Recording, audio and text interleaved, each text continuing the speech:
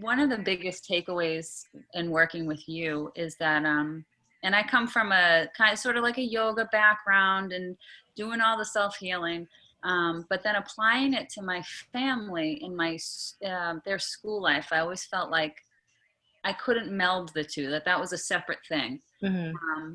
And you really helped me not only bring those two together to bring healing to the family unit, but also when I kind of falter and I'm not doing things the way I want to be doing them, I'm not getting caught in that sort of like shame spiral where Mm-hmm. I screwed it up. Like, and I have those days where I'm like, yes, like yesterday was really tough. Things weren't going according to plan. I started having a lot of doubt. What am I doing? What did I think I got myself into? And I really am falling back on so many practices that you offer. And it's like, it's just wild how much your voice still is in my head and the Hopefully that practices helps you in a that better way. and how I can lean on those to bring me back to center and to ground myself. I love that. Just if you can find that place that you mentioned to anchor and to ground and it's just like being on a merry-go-round or anything that's moving where you have to kind of keep your footing. You have to adjust and you find your center. And so the center space is really what I'm putting a lot of emphasis on, everyone being able to, in your own authentic way, find what works best for you so that you can continue to come back to that place on a day-to-day, ongoing, moment-to-moment basis. I was in a situation this summer where I didn't know what was going to happen with school in the fall. And I on a whim, I kind of thought, okay, well, maybe we homeschool. Maybe I keep the kids at home. I'm home. I can be home. And then the next question was, how on earth am I going to figure out how to homeschool? Because I have been one of those people forever that thought, I don't know how people homeschool. I could never do that. Mm-hmm, mm-hmm. And I knew I needed help Yeah. in order to do it because I was panicked. I knew I wanted to do it, but I didn't know how to do it. Mm-hmm. And I just started researching, and I loved everything that I loved your message. I loved that vibe that you gave off, and I considered it a real investment, and I Mm-hmm. wanted to invest in it just like anybody would invest in anything that anybody invests in that they are really committed to. So that was so worth it for me. Just like you would invest in, if you needed a therapist or something or whatever it is, it was so important to me. And I had such a wonderful phone call with you, and I just knew that I couldn't start off alone. I wanted to put myself in a position where I could take this kind of monumental task. Mm-hmm. Mm-hmm. Well, it led me to you. Just wanted to point out that there have been an array of folks who have come through the program. So even though I am a homeschool mom and have been so for 12 years, I am definitely coming to this work in the same way sort of that I come to doula work. That's an example that I give people a lot, because if I show up as a doula to a mother's birthing experience, she may feel very strongly about her natural birth or her C-section birth or her epidural birth, or and my job is to support her in the journey that she's making and to, cause her to feel empowered. And so when it comes to this work, parents who are staying on with the school system, be it public or private school, I'm there to support that work.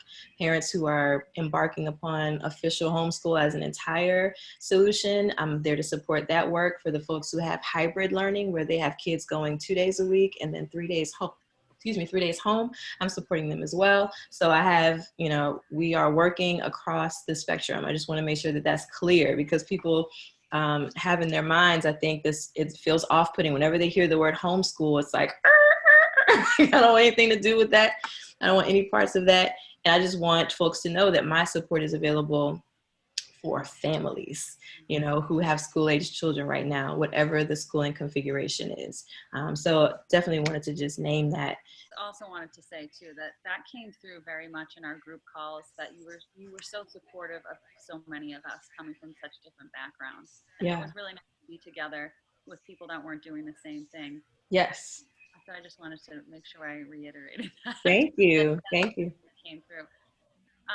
So in the beginning, I have three children, 3, 5, and 7. So they are preschool, would be kindergarten and second grade. And while it sort of seems like, oh, an easier age, I got really stuck on, how am I supposed to do this? Am I supposed to do this school at home? Am I supposed to have this whole plan figured out? How am I going to keep them all entertained at the same time? So Mm-hmm. I was really sort of like spinning out of control with that. Mm-hmm. And um, what you did too was, you didn't tell me what I should do. You Mm-hmm. you allowed me, you gave me the space to figure out what was going to work best, and gave me the tools to figure out what was going to work best for my family, and Yeah. really helped me bring my whole family into it, to bring the kids into it, to bring my partner into it, so that it wasn't all on my shoulders to figure out. That was huge because yeah, and so the more I started really noticing my kids, and I know somebody else has said this before, and but there is a something, an exercise we work through, where we really just like watch our kids, and I Mm-hmm. stay at home with the kids, so I see the kids all the time, but Mm-hmm. I was watching them in a different way, and like picking up on things that I didn't always pick up on. And so with we kind of just started working and like flowing together, and I would kind of follow their lead and see like, okay, how can we fit this into the day? And I'm still doing that. Mm-hmm. Things are still changing, but like now one of my kids is doing piano lessons, another one is doing drums, and like that's not something I didn't see that coming, these things. Wow. Yeah. We're doing the school thing, but they're really being allowed to be who they are, and it's like, Mm-hmm. it's just so, we're just having the best experience, and I do owe so much of it to what we did together. I love that. I don't know if you can see a little, this work excites me so much. I have such reverence for kids and the way that they come through with so much already, and how over the course of their lives, and we know as adults, like many of us end up on therapy couches trying to remember like who we are. And if we already have this opportunity with the children here with us, before they are encumbered and imposed upon with all of this stuff and they forget who they are, like you really have an opportunity as a parent. And especially now, like society has almost in a weird way created this incredibly divine opportunity for us to stand up as parents and support our children in being who they already are and flourishing in that. So giving them really deep, fertile soil and roots, and then giving them space to bloom and, into trees and all kinds of flowers and blossoms and whatever else they end up being. But I love about, and so whenever I get the things on my arms, I'm like, I feel like I'm in the flow. I know that this work feels, so it's so important to me. Well, so even when I signed up initially, I thought, shoot, like I'm cutting it. I didn't sign up right at the beginning when some other people had signed up, and I thought, oh God, am I going to be behind, and how am I going to figure this all out? But we're still in the beginning of the school year, and I'm still changing things that I started out with right after the 60 days, because it is like this whole process, and it's I truly do believe it's never too late to start sort of this kind of beautiful process, but it's also better to do it now Yeah. than wait and say, why didn't I start this back in the fall? Right. Because it gets you just in the right mind space, especially before the holidays and before like that I don't know where everybody's I'm in the Northeast, so like the months are going to get colder, and there's like, we're going to be stuck inside even more. And I just, this is going to, I can see this really supporting through those months ahead that we honestly don't even know what they're going to look like at this point, which can be unanchoring in itself. It's like, how do we all, right? I mean, a lot of us are experiencing the most we've ever experienced each other in the houses. Like, Yes. and my husband's working from home, so we're all home. And really, for us, it's gotten, I mean, there's just so much packed into what you're offering. There is this part where we have, sit down with your partner. This was me specifically, what I did, and have those conversations, and those timed conversations where it's like uninterrupted, and really find out where the other person is, what your plan is. I would do a lot of planning in my head and not sort of consult with everybody else in the house. And also just, you gave me a way to explain it to other people in the family who also might be involved with what the kids are doing. A way to sort of explain what we're doing and sort of just get everybody on the same page. But it's totally strengthened us as a family.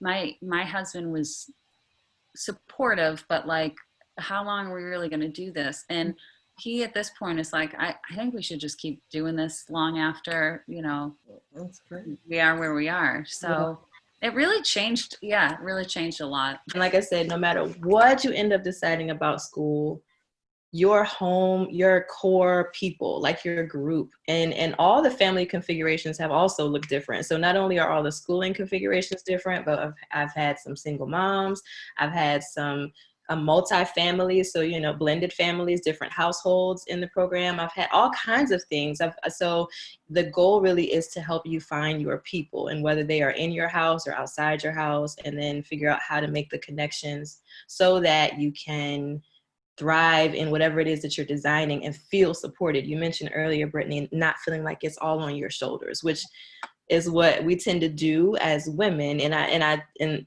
we do tend to do that as women. We also have dads in the group as well. So it's just folks who are in here doing the work. But as women, it is true that we tend to just absorb. That's how we're built. We're built to receive. But then it becomes exhausting when there's not this balance of, I also have these people I can call on to support me in this work, and being able to define what it is that you need from them helps to facilitate the conversation. Yeah. It's also been easier for me to receive support and help from others, which is, yeah. Yeah, that's not easy. I know that's a muscle that you have to work as well. It's so worth it. It's one of the best decisions I made in coming to terms with how am I going to make life work this year? Because I really think so many of us are walking around worried about so much, and there's not a lot out there to support this sort of intimate bubble in your own home, especially with school. I mean, this is uncharted waters, and so you really were like a guide, like a light in the dark, and just to guide our way. And I stay in touch with another woman who I met in the Facebook group, Kate, which is it's just nice because we've been through the program together. And I know she's there if I have any questions, or what are you doing, just to check in, see how you're doing. And and just being able to follow along with you too. You don't just disappear. It's been just so really awesome to connect with you and with the people in the group.